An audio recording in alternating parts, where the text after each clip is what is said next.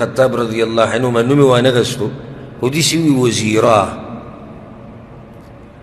دوه وزیران د پیغمبر وجه دا ده دا نومونه په دې وانغستو چې د شعر او د دې کړۍ د وزن برابري شعر و شاعري کې ګوره وزني د شعر و شاعري داسې نه ده چې ته عامې خبرې شروع کړه بس دا شعر شو نه دې دپاره به څه برابرې وزن به برابرې د دې ټکو وزن به برابرې ځکه که دا وزن دې ګډوډ کو نو بیا ستا هغه شعر هغه کړه هغه قافیه هغه هر څه ګډوډ کېږي نو ځکه دلته هغه دا ټکی راوړی دی وزیرا اوس که دې شی ویلی چې وقل ان خیر الناس بعد محمد غوره انسانان د پیغمبر صلی الله علیه وسلم بعد ابوبکر دی عمر دی بیا عثمان نو بیا د دې شعر هغه وزن څه هغه ګډوډ کېدو یو وجه دا ده دویمه وجه دا ذکر شوې ده چې هغه معلوم دي مشهور دي نوم ذکر کولو ته ضرورت نشتی مشهور دي چې وزیران څوک دي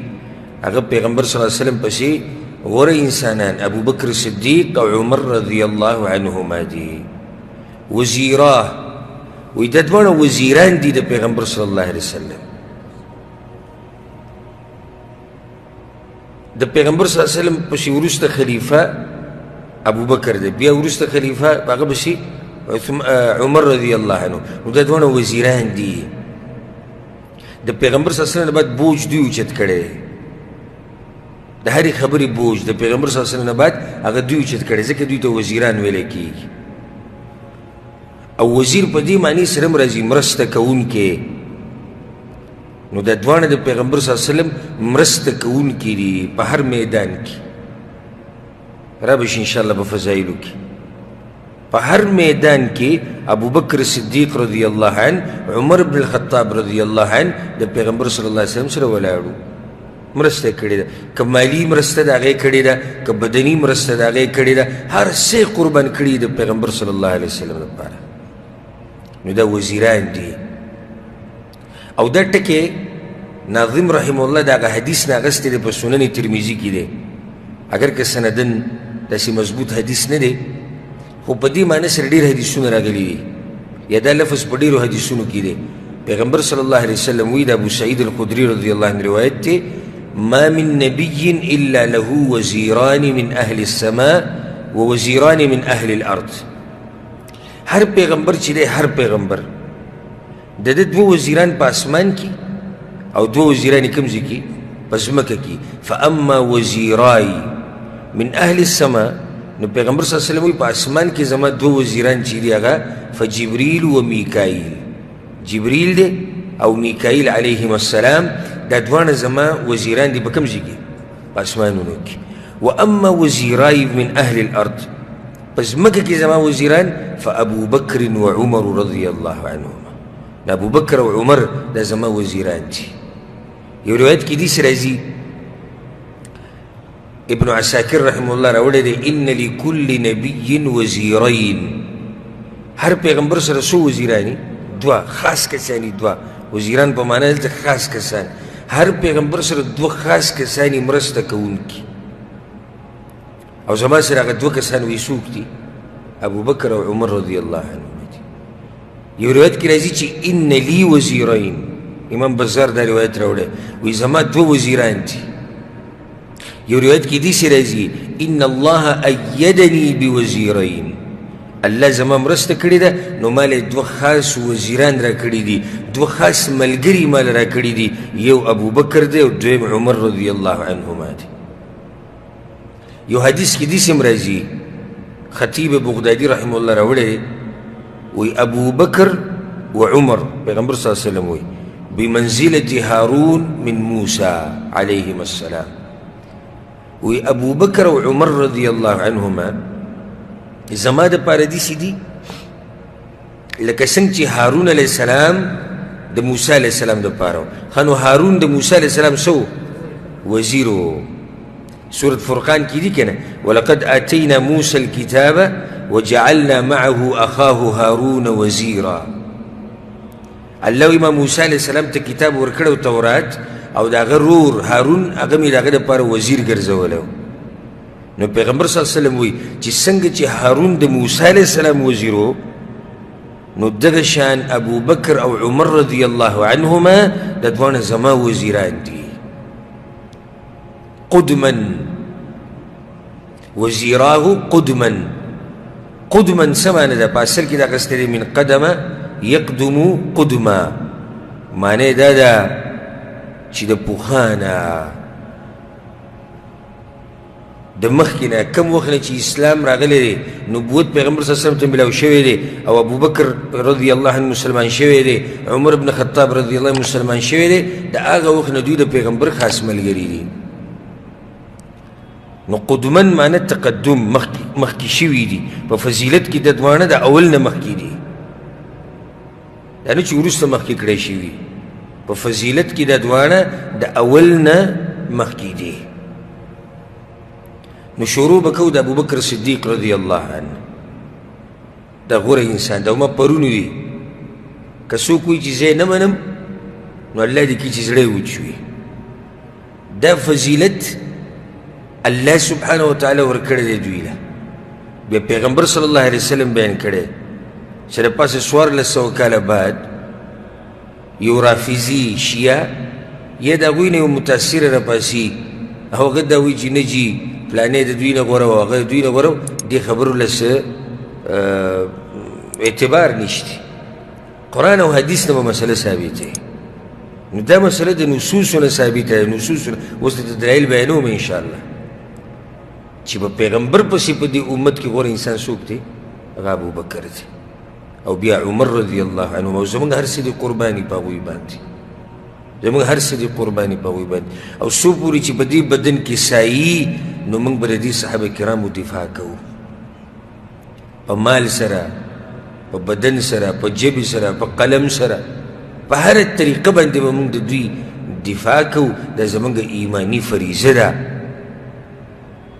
اوس دا عام خلک خو نه دي دې خلکو ښه د چا سره کړي دي د پیغمبر سره کنه دا پیغمبر خو زمونږ هم پیغمبر دی کنه نو چې د هغه سره یې ښه کړي دي دا ښه زمونږ سره کړي دي د دوی په موږ باندې حق دی د اسلام چې موږ ته رارسېدلی دي څه ښه خیال دا په هوا راورسېد پیغمبر صلی الله علیه وسلم سره دوی سختې تېرې کړې قسمه قسم سختې دین یې زده کړو د هغوی نه بیا تابعینو یې زده کړو او بیا نورو یې زده کړو او بیا نورو یې زده کړو اصل بنیاد دین د رارسېدو موږ ته خو د صحابه کرام دي دوی د پیغمبر نه دین یې زده کړو موږ ته راورسېد که نو د دوی په موږ باندې ډېر احسانات دي د ټول نه لوی دا چې زموږ د پیغمبر مرسته کړې ده چې هغه موږ نشو کولی ورب الکعبه که موږ زره برابر دومره قرباني ورکړې لکه څومره چې صحابه کرامو ورکړې دي موږ خپل لمونځ اودس په ټیم نشو کولی پاتې هغه قربانیانې نو ما وی کنه دوی د پیغمبر سره ښه کړي دی زموږ سره ښه کړي دي عقل هم دا وایي ګوره یو سړی چې کله درون سړی درون او ته وله د پلار سره ښه وکړي یا د نیکه سره وله ښه وکړي نو بیا هغه ټول عمر دا یادوي وایي ده ګوره یو وخت کې زموږ د پلار سره منډه والې وه نو داسې ولکه زموږ سره چې منډه والې ده و دې صحابه کرامو زموږ د پیغمبر سره مرستې کړي دي د هغه دپاره یې خپل بدنونه ټوکړي ټوکړي کړي دي نو په موږ یې حق نه دی چې موږ یې احترام وکړو د دوی موږ د دوی دفاع وکړو موږ د دوی ښه تذکره وکړو نور څه خو زموږ لاس کې نشته نو دا خو شتي که نه چې موږ د دې صحابه کرامو خیر او د دوی هغه ښه تذکره وکړو او د دې صحابه کرامو صفات بیان کو د دوی دفاع وکړو د دوی په نقش قدم روان شو د دوی سیرت خلکو ته بیان کو دا حق دی به موږ باندې نو په دې ټولو کې غوره بیا څوک دی ابو بکر الصدیق رضی الله عنه الحمدلله ما ګوره د دې څلورو خلفای راشدینو سیرت مکمل بیان کړی دلته موږ ګوره سیرت نه بیانو هغه د عقیدې مسایل دي مختصر وضاحت به یې کوو نور سیرت له بیا هغه درسونو ته او هغه بیانونو ته رجوع پکار دي بلکې عشره مبشره چې د جنت زیری ورته شوی دی هغه لس صحابه کرام په یو حدیث کې د هغه ټولو سیرت موږ بیان کړی خو مختصر ابو بکر صدیق رضی الله عنه علی الاطلاق په دې امت کې غوره انسان دی د پیغمبر صلی الله علیه وسلم نه بعد. ځکه سفاریني رحمه الله څه وایي په خپله منظومه کې چې هغه مشهوره ده الدرة المضیه، وی وليس في الأمة بالتحقيق في الفضل والمعروف كالصديق. په امت کې یقین سره وی دا خبره کو چې په امت کې په فضیلت کې او په ښه کارونو کې داسې غوره انسان نشتی لکه څنګه چې صدیق رضی الله عنه دی. ابو بکر د ده خپل نوم څه دی؟ عبدالله. په جاهلیت کې د ده نوم عبدالکعبه و، عبدالکعبه. خو دې نوم کې خو شرک راځي دننه، ځکه چې بندګان موږ ټول د چا یو؟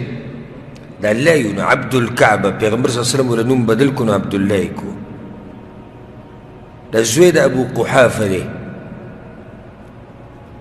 پلار یې مشهور دی په ابو قحافه باندې، او د هغه نوم دی عثمان، عبدالله ابن عثمان ابن عامر. او زه درته د یقین سره دا خبره کوم، بدګماني نه کوم. ډېرو مسلمانانو ته دا پته هم نشي چې د ابوبکر خپل نوم څه دی، دا پته نشته. ته اوس داسې ووایه چاته، وایه په امت کې غوره انسان عبدالله ابن عثمان دی، نو تا سره به جګړه کوي، تا پکې نوي مسلې راوویستې. عبدالله ابن عثمان څوک دی؟ دلیل دی په دې باندې چې موږ څومره لرې یو د خپلو مشرانو نه. راشه د کرکټ ریکارډ چې غواړي دې کرکټیانو نه، نو پلار نیکه او قوم نسب هر څه ورته معلوم، او پلاني وخت کې کرکټ له راغلی و، بیا د ډمانو ته د ډمانو د انډیا د ډمانو ریکارډ دی، د ډمانو نه چې کوم متاثر دی هغوی ته معلوم دی، ساینسدانانو ته د خپلو معلوم دی، سیاستدانانو ته د سیاستدانانو معلوم دی. ته اوس د یو سیاستدان سره کښېنه زموږ په ملک کې، او دغه زاړه سیاستدانان چې دي بوټو او یو او بل او روانه تذکرې د کوم ځای کې پیدا شوی او څنګه، او ټول تاریخ ورته معلوم دی، ځکه چې دې سره محبت دی. او یو مسلمان ته دا پته نه وي چې زموږ اصل حقیقي مشران هغه دا دي، صحابه کرام زموږ مشران دي.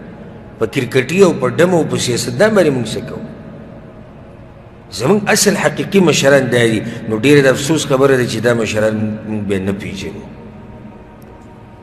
عبدالله ابن عثمان ابن عامر، د ده په نسب کې راځي مره ابن کعب، او په دې ځای کې دی د پیغمبر صلی الله علیه وسلم سره په نسب کې یو ځای کېږي، ځکه دی په قریشو کې دی. ابوبکر په کومه قبیله کې دی؟ قریشو کې دی. نو دی میلاویږي د پیغمبر صلی الله علیه وسلم سره په مره ابن کعب کې. د ده مور چې ده ام الخیر مشهوره و په دې باندې ام الخیر، او نوم یې دی سلمى بنت صخر، سلمى بنت صخر. او دا د ابوبکر صدیق رضی الله عنه د پلار د تره لور وه، یعنې د ابو قحافه د تره لور وه. او سبحان الله دا داسې خاندان دی چې ټولو اسلام قبول کړی. ابوبکر صدیق په خپله څوک دی؟ د پلار یې مې اسلام قبول کړی. مخکې ورځو کې نږدې ورځو کې سیرت په درس کې مونږ قصه بیان کړه که نه، کم واقعه کې فتح مکه کې هلته اسلام هغه قبول کړی، مور یې مې اسلام قبول کړی.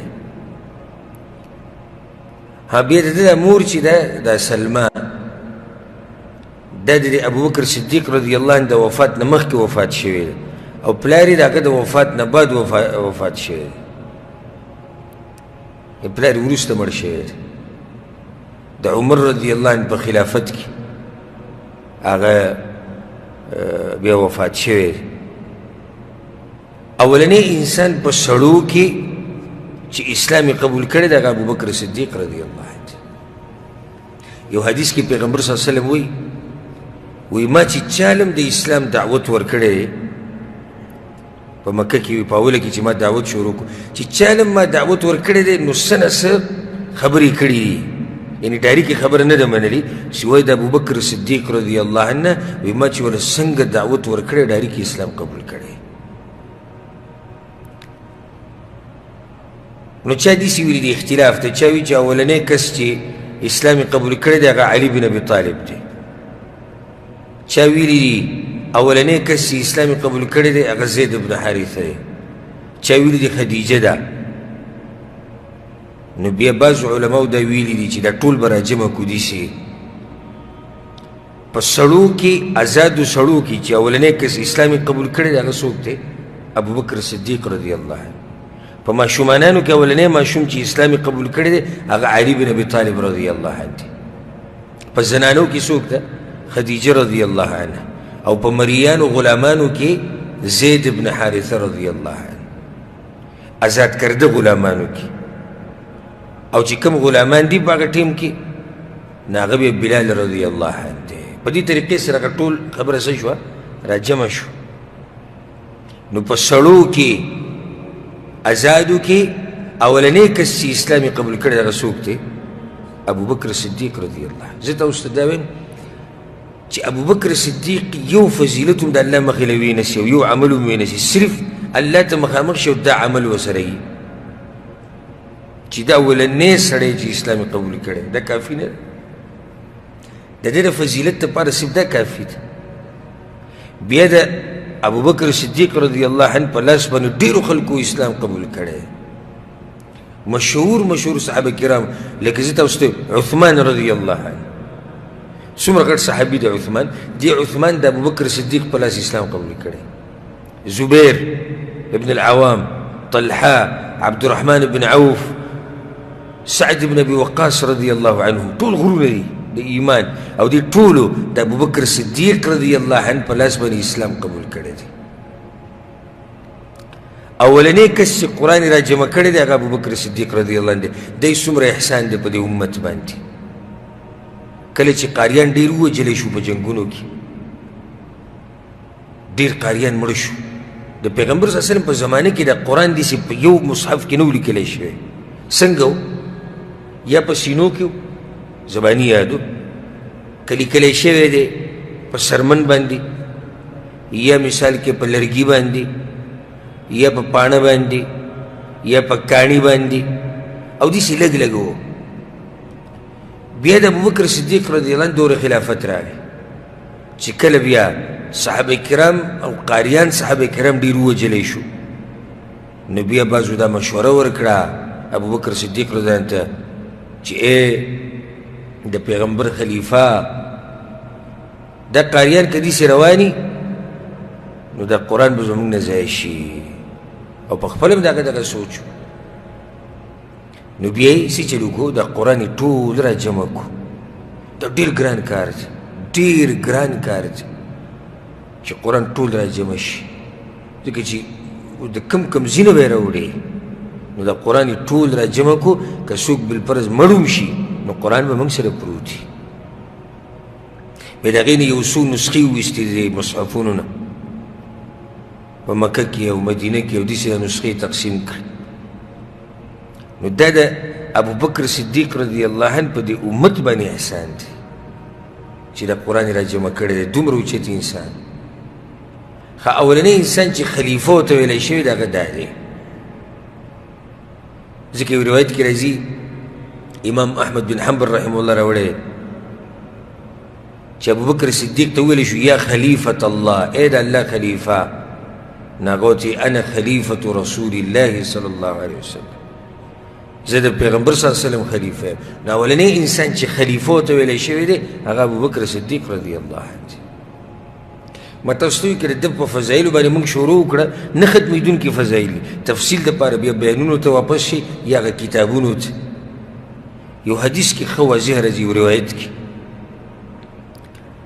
دا په سینه باندې ولیکئ او یاد یې کوي. امام احمد بن حنبل رحمه الله راوړی، امام بزار راوړی، امام طبراني راوړی. علي بن ابي طالب رضی الله عنه وایي. څوک وایي؟ علي بن ابي طالب وایي. دا شیعګان او روافض چې وایي موږ د هغه په لار یو او زموږ د هغه سره محبت، حقیقي محبت نشته، هسې ټول دروغ دي، ټوله ډرامه ده. دغه علي رضی الله عنه چې دوی دعوه کوي چې موږ د ده سره محبت کوو، هغه څه وایي؟ وایي خیر هذه الامة بعد نبیها په دې امت کې غوره انسان د پیغمبر نه بعد هغه دی ابو بکر ثم عمر، اول وی ابو بکر دی او بیا عمر رضی الله عنهما. دا قول د چا دی؟ دا د علي رضی الله عنه. په خپله علي رضی الله عنه دا خبره کوي، وی دا غوره دی په دې امت. اوس یو شیعه رافضي راپاسي نه نه علي رضی الله عنه د دوی نه غوره، نه هغه علي په خپله وی دا زما نه غوره دی. وی هغه علي رضی الله عنه په خپله وی اولنی غوره انسان ابو بکر دی، بیا عمر دی رضی الله عنه. ذكر إمام ذهبي ويبسير أعلام النبلاء وهذا متواتر عن علي رضي الله عنه، وإذا خبر بالتواتر سر نقل شويدا. فقبح الله الرافضة الذي ويتباكي ودي شرمي الله درافزوي دي دروغ. شيخ الإسلام ابن تيمية رحمه الله وي بمجموع الفتاوى ويبأتيات طريقو سر دا خبر دا علي رضي الله عنه نقل له چې هغه دا وی غوره انسان د پیغمبر نه بعد په دې امت کې ابو بکر دی او بیا عمر دی رضی الله عنهما. دا د علي بن ابي طالب رضی الله عنه منهج دی، دا د هغه عقیده وه، دا د هغه وینا وه. اوس یو سړی راپاسي وي نه جي هغه غوره نه وه، د ابو بکر نه غوره علي و یا بل یا بل یا دی.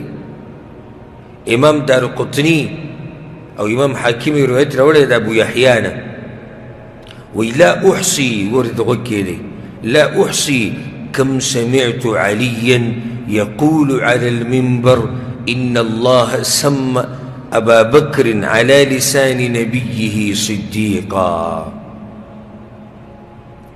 وما تغشمار ندي معلوم قروي يعني دمر بيري ويلي بمنبر باندي علي رضي الله عنه ويدا بيوي تي الله قري ابو بكر صديق رضي الله عنه د پیغمبر په جواب باندې صدیق لقب ورکړی دی.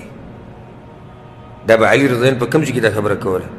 په منبر باندې، په خطبو کې، په تقریرونو کې به دا خبره کوله. ابو بکر صدیق رضی الله عنه چې کله وفات شو د هغې نه بعد به دا خبره کوله. ځکه که ژوندی وي دا وی کېدای شي چا ویلی چې دی ورته ځان نږدې کوي مجاملتا دا خبره کوي، نه چې کله وفات شو ابو بکر صدیق رضی الله عنه علي رضی الله عنه په منبر باندې وي وی دا کم انسان چې وفات شوی دی دا ګوره صدیق د دې امت، دا غوره انسان. اوس روافض او شیعګان وی دی ابو بکر صدیق رضی الله عنه د علي رضی الله عنه سره ظلم کړی او د هغه نه خلافت اخیستی. که ظلم یې ورسره کړی او خلافت یې ترې اخیستی نو هغه به په منبر باندې صفتونه کولی، د هغه به په منبر باندې ویلی وی چې دې ظالم زمانه خلافت اخیستی دی، د ظالم زمانه هغه څه اخیستی دي چې زه د هغې حقدار و دی ونه وي، د هغه صفت یې شروع کړو. ابو بکر صدیق رضی الله عنه د پیغمبر صلی الله علیه وسلم هغه ملګری، یعنی کم فضیلت به وایو، هغه ملګری چې د کم وخت نه اسلام قبول کړی دی او د مرګ پورې ورسره ملګری و. هسې خو الله نه دي ویلي ثاني اثنين اذ هما في الغار، کله چې هجرت کوو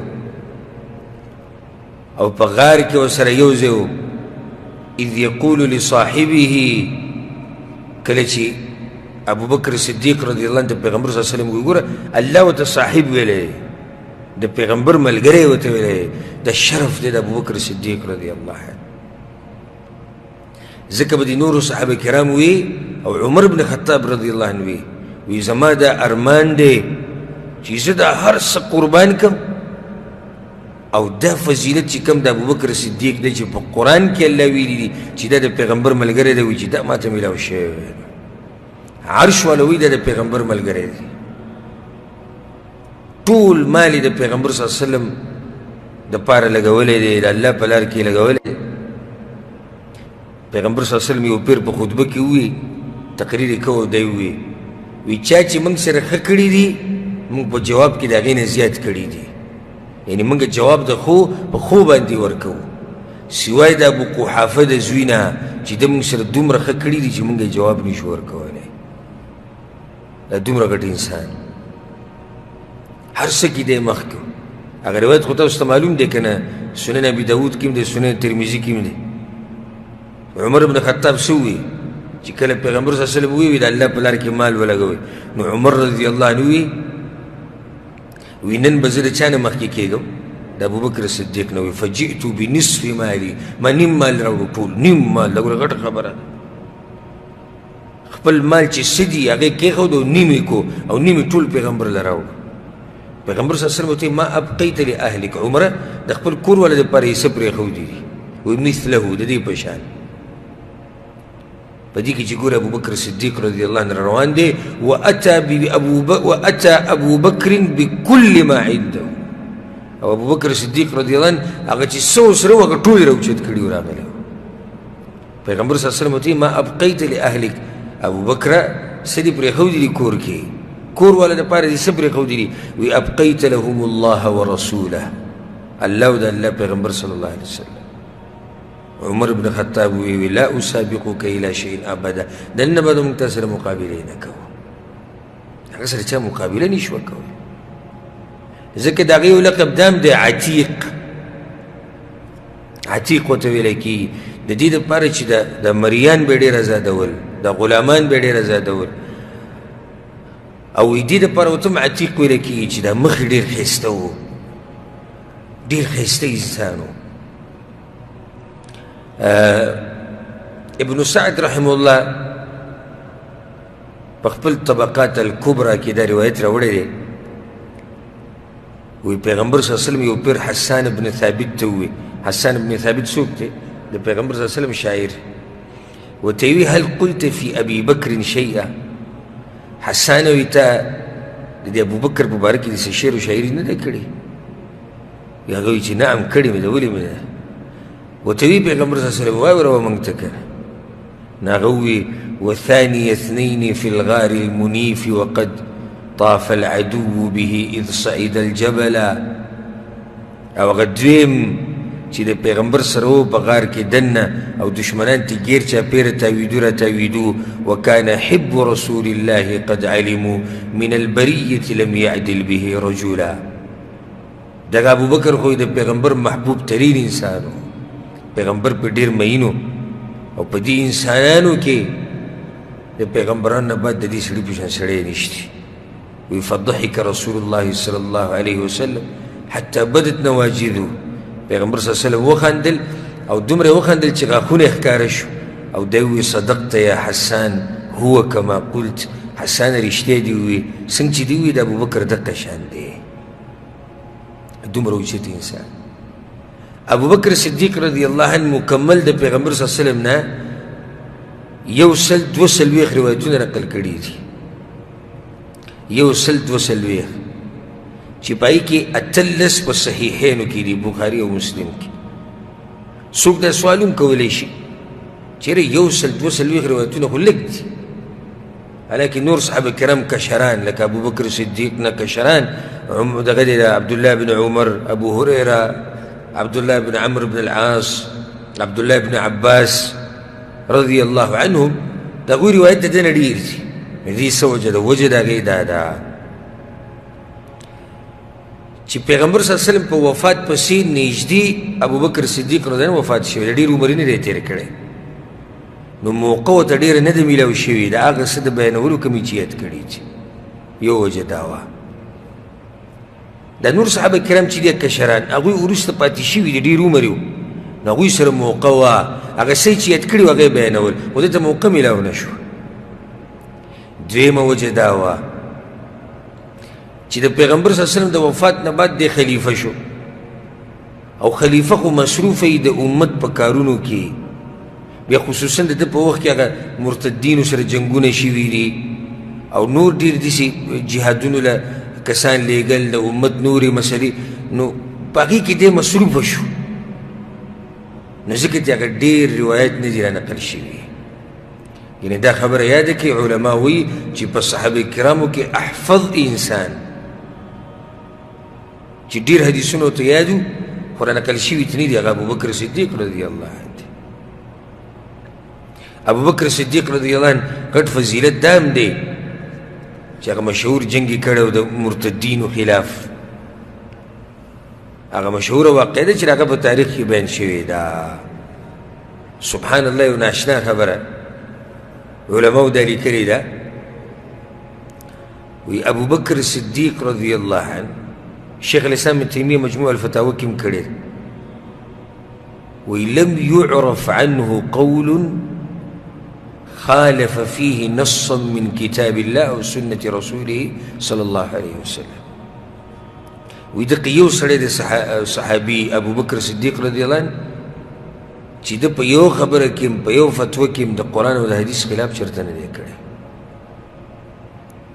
د لوی منقبت دی، لوی فضیلت دی. او د ده په زمانه کې چې کله ابو بکر صدیق رضی الله عنه چې کله به اختلاف راغی د صحابه کرامو په منځ کې، نو فیصلې له په چا پسې تلو؟ فیصلې له په ابو بکر صدیق رضی الله عنه پسې تلو. ده به فیصله کوله په غټو مسلو کې، لکه چې هغو ته پته و چې دا په موږ کې پوهه انسان دی، په موږ کې غټ انسان دی. لکه قصه د دغه واله کله چې پیغمبر صلی الله علیه وسلم وفات شو، نو عمر بن الخطاب رضی الله عنه څه ووایي؟ چې چا ووایي چې پیغمبر وفات شوی دی زه یې وجنم. او د نورو صحابه کرامو حالات هم ګډوډ شو، څوک د صدمې د لاسه مړه شو، څوک بېهوشه شو، څوک څه او څوک څه. خو هغه انسان چې د امت کې غوره انسان دی د پیغمبر نه بعد، دا مضبوط انسان دی. ډېر سخت حالات په امت باندې راغلي وو، ولې به سخت نه وو؟ پیغمبر وفات شوی دی، څه معمولي خبره خو نه ده. په دغه سختو حالاتو کې ابوبکر صدیق رضی الله عنه راغی او د پیغمبر صلی الله علیه وسلم کوټې ته ورننوت او د سترګو نه یې اوښکې روانې وې او د هغه د مخ یې ښکاره کړو. څه یعنې زه چې څه احساسات به ودده، ځکه چې دا هغه سړی د ده مخې ته پروت دی چې پیغمبر خو دی، یعنې دا غټه صدمه ده چې پیغمبر مخې ته پروت دی. خو هغه پیغمبر چې 30 کاله ورسره د ملګرتیا کړې ده، او داسې ملګرتیا چې د اول نه د اخره پورې، نو د سترګو نه یې اوښکې روانې او بیا یې دا مخ وله ښکاره کړو، وقبله ښکلې کړو او دی ورته ووایي بأبي انت و امي، زما مور پلار دې په تا باندې قربان یې، طبت حیا و میته. ژوند دې مې عزتمن و، مرګ دې مې عزتمن دی، ژوند دې م پاک و، مرګ دې م پاک دی. په تا باندې به الله 2 پیرې مرګ نه راولي.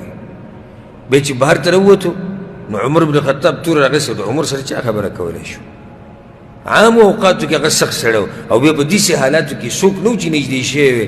ابوبکر صدیق رضی الله عنه خطبه شروع کړه، تقریر یې شروع کړو. ایها الحالف على رسلک، دا قسمونه چې خورې لږ غلی شوې. عمر بن خطاب ته یې ووایي کښېنه کښېنه، دا قسمونه چې خورې. هغه کښېناست. ګوره لکه دې کې یو فضیلت چې عمر بن خطاب د ده خبرې ته څنګه غلی شو، ځکه چې ټولو صحابه کرامو منله چې په موږ کې غوره انسان څوک دی، هغه د ابوبکر دی. وی قسمونه چې خورې کښېنه، بل چا کې مجال نه و چې هغه ته ویلی چې کښېنه. چې کله کښېنو نو بیا د الله حمد او ثنا ووي، او بیا یې دا ووي من کان یعبد محمدا فإن محمدا قد مات. که چېرته چا د پیغمبر صلی الله علیه وسلم بندګي کوله، نو پیغمبر صلی الله علیه وسلم خو وفات شوی دی. ومن کان یعبد الله، او که چا د الله بندګي کوله، نو فإن الله حی لا یموت، الله خو ژوندی دی، مرګ پرې نه راځي. هسې دا خبره مې دې پورې ذکر کړه چې دې ځای کې اختلاف پیدا شو. هغه اختلاف چا حل کو؟ ابوبکر صدیق رضی الله عنه حل کو. که سپی ووي چې پیغمبر ګوره وفات شوی دی، د دنیا نه تللی دی، دا خبرې پرېږدئ نورې. دغه شان بیا چې کله صحابه کرامو کې اختلاف راغی چې پیغمبر به کوم ځای کې ښخېږي، نو هغه اختلاف هم د حل کو. چې ماته دا خوی شوي دی روایت کړی چې پیغمبران هغه ځای کې ښخولی کېږي کوم ځای کې چې مړه شي. نو دا فیصله هم ده وکړه. دغه شان بیا چې کله د پیغمبر صلی الله علیه وسلم د میراث مسله راغله، د پیغمبر صلی الله علیه وسلم د میراث چې دا میراث به اخیستی کېږي او که نه، نو فاطمه رضی الله عنها، علي رضی الله عنه رالو چې میراث کې موږ ته به څه میلاویږي او که نه. نو هغه ورته وی پیغمبر ویلي دي چې پیغمبران په میراث کې درهم او دینار نه پرېږدي، بلکې هغوی نه چې څه پاتې شي هغه صدقه یي. د پیغمبرانو نه چې شاته څه پاتې شي هغه څه یي؟ صدقه، هغه تقسیمیږي نه، صدقه یي. نو هله هغوی مطمئن شو. نو دا فیصله وګوره ده کړې ده. دغه شان پیغمبر صلی الله علیه وسلم چې کله لښکر د اسامه رضی الله عنه تیار کړی او بیا وفات شو پیغمبر صلی الله علیه وسلم، نو هغه کار چا پوره کو؟ هغه بیا ده پوره کو. دلته یو علمي او اهمه مسله پیغمبر صلی الله علیه وسلم نه بعد ابو بکر صدیق رضی الله عنه ته خلافت ملاو شوی دی. آیا دا خلافت په نص سره ملاو شوی دی؟ نص معنی ده چې قرآن او حدیث کې دا شته چې ابو بکر به خلیفه وي، که نه صحابه کرامو غوره کړی دی د خلافت دپاره. بعضو علماو دا ویلی دي، اختلاف ته دی مسله کې، بعضو علماو ویلی دي وی ابو بکر صدیق رضی الله عنه قرآن او حدیث کې د خلافت ذکر شوی دی، نص پکې راغلی دی. ها بیا هغوی هم خپل منځ کې اختلاف دی چې دا نص کم یو دی، آیا نص جلی دی که نص خفی؟ نص جلی څه ته وایي؟ واضح نص، او نص خفی اشاره. او بعضو علماو دا ویلی دي چې نه، ابو بکر صدیق رضی الله عنه په خلافت کې نص نه دی، هغو صحابه کرامو غوره کړی دی. او که موږ داسې ووایو دا به ډېر ښکلی قول او په دې باندې الحمدلله زموږ زړه مطمئن دی چې ابو بکر صدیق رضی الله عنه خلافت ته په نصوصو کې اشاره شوې ده، حدیثونو کې ورته اشاره شوې ده، او صحابه کرامو غوره کړی هم دی. دواړه خبرې شته. یاد یې کوئ صحابه کرام په دې متفق وو چې څوک دې خلیفه شي؟ ابو بکر صدیق رضی الله عنه. ولې متفق وو؟ د اتفاق هم څه وجه وه؟ اتفاق دا وه چې هغوی هغه نصوص ولیدو، هغه فضیلت د ابو بکر صدیق رضی الله عنه هغه ورته معلوم وو چې نصوصونه ثابت وو، نو هغه یې مخکې کو. لکه غټ دلیل په علما دا بیانوي، پیغمبر صلی الله علیه وسلم چې کله بیمار شو نو د هغه په ځای به امامتي چا کوله؟ ابو بکر صدیق رضی الله عنه. په خپله مرضي مخکې شوی؟ نه، پیغمبر صلی الله علیه وسلم مخکې کړی. نو علما وی پیغمبر چې په خپل ژوند کې ابو بکر صدیق رضی الله عنه مخکې کو، دلیل دی په دې باندې پیغمبر صلی الله علیه وسلم اشاره کوي. اشاره کوي چا ته؟ صحابه کرامو ته وایي چې ګوره زمانه بعد به دا سړی مشر کوي. دې ته اشاره وکړه. که دویم دلیل پې واله په صحیح بخاري صحیح مسلم کې دا حدیث دی، یو زنانه راغله په پیغمبر صلی الله علیه وسلم پسې څه مسله و، نو پیغمبر صلی الله علیه وسلم ورته وویل زه لاړه شم بیا به راشي. نو هغې ورته وویل یا رسول الله که زه راشم او لم اجدک او تا ان لم اجدک او بیا تا ونه مومم، مطلب که ته بیا په دې دنیا کې نه نو زه به څه کوم؟ مسله خو زما نیمګړې پاتې شوه. وی ان لم تجدیني فأتي ابا بکر، که زه نه وم ابو بکر پسې به ورشي رضی الله عنه. دا موضح دلیل دی چې زه نه وم نو بیا ابو بکر دی په ما پسې.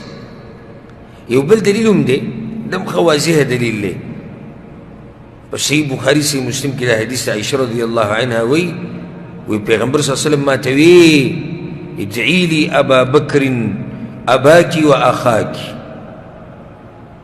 ای عایشې خپل پلار هم راوغواړه او ورور دې هم راوغواړه. پلار یې څوک دی؟ ابو بکر دی. ورور څوک دی؟ عبدالرحمن ابن ابي بکر. دا دواړه راوله. ولې؟ وی حتى اكتب کتابا، چې زه یو کتاب ولیکم، یو خط ولیکم، فاني اخاف ان يتمنى متمن ويقول قائل انا اولى. دې سړي چې بیا خلک ارمانونه کوي چې زه ډېر حقدار یم او یو به وایي زه ډېر حقدار یم. ویأبى الله والمؤمنون الا ابا بکر. خو ګورې الله نه مني او مؤمنان نه مني مګر ابو بکر مني چې دی به مشر کېږي. دا ښه واضح نص دی. رور دې راوغواړه، پلار دې راوغواړه چې زه څه ولیکم، چې زه دا خبره ولیکم چې زما نه بعد خلافت د چا سره دی؟ هغه د ابو بکر سره دی رضی الله عنه. داسې نه چې سبا له بیا خلک خبرې کوي. یو حدیث کې راځي لکی لا یطمع فی امر ابي بکر طامع. داسې نه چې یو سړی راشي هغه هم تمه ساتي چې زه به مشر شم. نه نه، یأبى الله، الله نه مني، الله نه مني، مؤمنان نه مني مګر دا چې ابو بکر به څه مشر به وي. دا ښه واضح روایت. او بیا اختیار د نس نه فضیلت هم ثابت شو، اشاره ورته شوې ده، او اختیار د صحابه کرامو هم داسې دی. کله چې پیغمبر صلی الله علیه وسلم وفات شو او په سقیفه د بنو ساعده کې صحابه کرام را جمع شو او ټولو بیا خبرې وکړې، نو د صحابه کرامو اتفاق په څه باندې راغی؟ هغه په ابوبکر صدیق رضی الله عنه باندې راغی. نو موږ داسې ویلی شو چې د ابوبکر صدیق رضی الله عنه خلافت د نس نه هم ثابته ده او صحابه کرامو غوره کړی هم دی. دواړه خبرې پکې شته. صحابه کرام ولې غوره کړو؟ خو دا قسم حدیثونه نه غوره کړو که نه، دا کوم چې موږ اوس لږ ساعت مخکې ذکر کړو. هغوی سوچ وکړو چې یاره دا قسمه خبرې پیغمبر صلی الله علیه وسلم نه ثابت دي او دا قسمه کارونه ترې ثابت دي، خو دا سړی غوره دی که نه؟ دا سړی څه دی؟ غوره دی. نو چې غوره دی راشه مه شریکو. که څوک تا نه دا سوال وکړي چې د ابوبکر صدیق رضی الله عنه خلافت دا په کومې طریقې سره ثابت دی، نو ته به څه جواب ورکړې؟ د نس نه هم ثابت دی او په اختیار سره هم راغلی دی، په نس سره ثابت دی، په موږ دلایل ذکر کړو او بیا صحابه کرامو غوره کړی دی نو راغلی دی. په دې کې رد دی په هغه شیعګانو روافظو باندې وایي چې علي رضی الله عنه ډېر حقدار او دا ورسره دغه ظلم وکړو، دا ابوبکر صدیق. ښه نو ټولو صحابه کرامو ظلم وکړو، یو خو پکار وي که نه چې یو صحابي خو دا ویلی وی یو چې لږه ظلم هم وکړو. کم سے کم دغه خو پخپله پکار وه که نه چاله علي بن ابي طالب له خو پکار وه که نه؟ پکار خو دا و چې هغه دا ویلی وی چې ای ابوبکره ما ته پیغمبر صلی الله علیه وسلم ویلی دي چې ته به خلیفه یې، نو هغه خو هم دا ونه وي.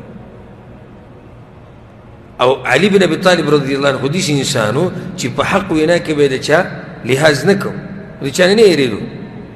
نو څنګه په دې کې بیا علي رضی الله عنه غلی پاتې شو؟ دا په دوی باندې رد دی. دلیل دی په دې باندې چې شیعګان او روافظ دا دروغ وایي د ځان نه، په یو ځای کې هم دا نه دي ثابت، په صحیح سند سره په یو روایت هم نشته چې په هغې کې دي دا یي چې پیغمبر صلی الله علیه وسلم علي رضی الله عنه ته ویلي چې ته به زما نه بعد خلیفه یې، یا دا خلافت یې هغه ته حواله کړی نه. نو داسې د هغوی هغه د عوام په دې طریقو سره خپل طرف ته ملګري کړي. عوام خو په دې قسمه خبرو سره دغه شي هغه زړه متاثره شي. څنګه لکه اوس دی لیږي ابوبکر صدیق ډېر ظلم وکړو، علي رضی الله عنه دغه واغستو، د هغه نه خلافت واغستو، او د دغه میراث ته مسله چې کومه ده لږ ساعت مخکې ما ذکر کړه چې فاطمه رضی الله عنها راله ابوبکر صدیق ته وویل موږ د پلار په مال کې سالو میراث الو حصه الو، هغه ورته په دې کې خو حصې نشته، دا خو د پیغمبرانو مال دی او ما د پیغمبر نه اورېدلي دي چې د پیغمبرانو نه چې څه پاتې شي هغه صحیح صدقه. نو دوی ورسره پکې دغسې پورې خبره ده، بس هغوی په دې باندې مطمئن شو، علي رضی الله عنه او فاطمه رضی الله عنها هم. وی شیعګان وایي نه، وی علي وی کله چې علي رضی الله عنه ورغی او فاطمه رضی الله عنها ورغلو په چا پسې؟ په ابوبکر صدیق پسې د میراث په مسله کې. وی هغه د فاطمې له لته ورکړه په دې تشي کې، نو هغه یې ګزار کړه، نو د هغې یو پختۍ ماته شوه. اوس ګوره دا ظالمان دا خبره، یو خو دا خبره بې سنده ده. دویم علي رضی الله عنه موږ هم منو چې بادر انسان و، سیرت د هغه موږ بیان کړی الحمدلله ښه بادر انسان. او شیعګان خو پکې دومره غلو کوي والعیاذ بالله، بعضو مولیانو لیکلي دي وایي دی د پیغمبر نه هم زیات بادر و، دومره غلوی کړې ده. نو سوال تی دا وکړه چې دلته هغه بادري چې شوه چې د ده په مخ کې د ده ښځه هغې له د ابوبکر صدیق رضی الله عنه په تشي کې لته ورکوي او د هغې د پختۍ ماتېږي او دی دې غلی ولاړي. څنګه غلی ولاړله په دې باندې؟ وی ولې نه چې ابوبکر مسله دې هم غلطه ده او زما د ښځې سره دې ظلم هم وکړو، د پیغمبر لور ته وواله. دلیل دی په دې باندې چې دا ټولې خبرې دروغ دي، ټولې دروغ دي. صحابه کرام په یو بل ډېر مین خلک وو او بیا دې ټولو د ابوبکر صدیق رضی الله عنه خاص قدر کوو. ولې خاص قدر کوو؟ ځکه چې ورته پته وه چې دا سړی په موږ کې غوره انسان دی. نو داسې شیعګانو د ځان نه قصې جوړې کړي. صحیح خبره دا ده چې د ابوبکر صدیق رضی الله عنه په امت کې د پیغمبر نه بعد غوره انسان دی او د ده خلافت د پیغمبر نه بعد دته خلافت میلاوېده، دا هم ښه صحیح ثابته خبره ده. پیغمبر صلی الله علیه وسلم ورته اشاره کړې ده او صحابه کرامو په اتفاق سره دی غوره کړی دی، او په هغه صحابه کرامو کې علي بن ابي طالب رضی الله عنه هغه پکې و. ورسېدی په دې مسله کې نو په دې باندې به اکتفا وکړو سبا به بیا انشاءالله دویم وزیر څوک دی عمر بن الخطاب رضی الله عنه د هغه خبره کوو او بیا په هغه پسې څوک ذکر کړی دی عثمان بن عفان او بیا علي بن ابي طالب او بیا هغه 10 مبشره هغه نور چې کوم صحابه کرام دي د دوی نه علاوه چې هغوی ته جنت زیری شوی دی د هغوی تذکیره هم کړې ده نو هغه به انشاءالله سبا بیا دغه نورو په باره کې خبره کوو الله سبحانه وتعالی دې موږ پوه کړي په قرآن او حدیث باندې او الله سبحانه وتعالی دې زموږ زړونه صحابه کرامو ته پاک ساتي الله سبحانه وتعالی زموږ حشر د صحابه کرامو سره وکړي الله دې موږ له توفیق راکړي د مرګ پورې چې موږ د صحابه کرامو دفاع وکړو هذا والله اعلم وصلى الله وسلم على نبينا محمد وعلى آله وصحبه أجمعين